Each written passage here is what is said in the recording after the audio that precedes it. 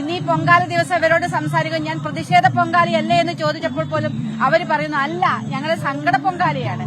കാരണം വെച്ചാൽ ഒരു തരം അക്രമങ്ങളുമില്ലാതെ ഒരു പ്രശ്നങ്ങളുമില്ലാതെ ഏറ്റവും സമാധാനപരമായി തങ്ങളുടെ ആവശ്യം നിറവേറ്റുന്നത് വരെ ഇവിടെ ഇരിക്കുമെന്ന പ്രതിജ്ഞയിലാണ് അവർ ഇന്ന് പൊങ്കാല സമർപ്പിച്ച് അതെങ്കിലും അനുകൂലമാകുമോ എന്നുള്ള ഒരു പ്രതീക്ഷയിൽ നിൽക്കുന്നതാണ്. കേരളത്തിലെ മുഖ്യമന്ത്രി അടിയന്തരമായിട്ട് ഇവരെ ചർച്ചയ്ക്ക് വിളിച്ച് പ്രശ്നത്തിന് പരിഹാരം കാണണം.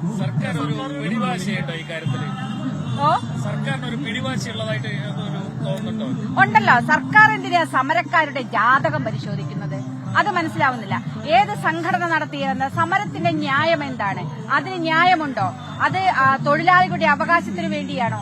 അത് പരിശോധിക്കുന്നതിന് പകരം ഏത് സംഘടനയാണ് നടത്തുന്നതിന്റെ ജാതകം പരിശോധിക്കുന്ന ഒരു സംഘടന.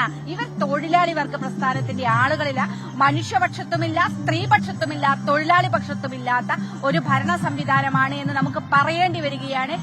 ഈ 32ാമത് ദിവസവും ഇവരെ ഈ പൊരിവെയിലത്ത് നിർത്തുന്നത് കാണുമ്പോൾ ഒരു ചർച്ചയ്ക്ക് മുൻകൈ എടുക്കാൻ ഏതെങ്കിലും തരത്തില് പ്രതിപക്ഷ എംഎൽഎമാര് രമേശിനെ പോലുള്ള ആളുകളൊക്കെ ഇടപെടുന്നുണ്ടോ? ഏതെങ്കിലും തരത്തിൽ ഉണ്ട്. തീർച്ചയായിട്ടും ബഹുമാനപ്പെട്ട ആരോഗ്യ വകുപ്പ് മന്ത്രിയോട് സംസാരിക്കുന്നുണ്ട്, മുഖ്യമന്ത്രിയോട് പ്രതിപക്ഷ നേതാവ് സംസാരിച്ചിട്ടുണ്ട്. അങ്ങനെ ഏത് വിധത്തിലും അതാണ് പറയാം, എത്രയും വേഗം ഇവരെ ചർച്ചയ്ക്ക് വിളിച്ച് അവർ കുടുംബം നോക്കാൻ പോലും പറ്റാത്ത അവസ്ഥയിലാണ്. കാരണം തങ്ങളുടെ കുട്ടികള്, അമ്മ, ഭർത്താവ് എല്ലാവരും ഉപേക്ഷിച്ച് ഈ തെരുവിൽ വന്നിരിക്കുക, കരയുകയാണ് പല സ്ത്രീകളും.